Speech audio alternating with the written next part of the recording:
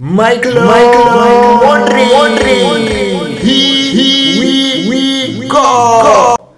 ከአንድ ዓመት ቆይታ በኋላ በድጋሚ ወደ ቼልሲ ተመልሷል ማለት ነው።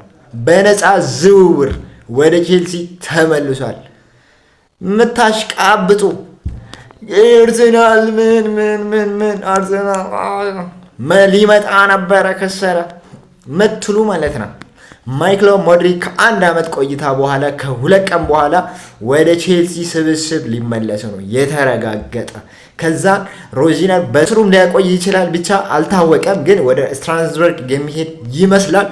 ግን እሱ በመመለሱ እኔ በጣም ደስ ብሎኛል። በተለይ ማለት ነው አርሰናል ላይ ያገባት ጎል ማለት ነው ሁሌም አጣፋኝም እና በዛ ምክንያት ነው እንደውም እሱ እንዲወድ ያደረገኝ ማለት ነው።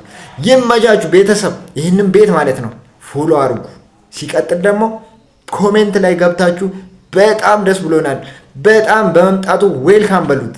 ሲቀጥል ሼር እያረጋችሁ ላይክ እያረጋችሁ አበረታቱኝ። ቪዲዮን ከወደዳችሁ ሼር አድርጉልኝ። ይመቻችሁ ቼልሲ ፋን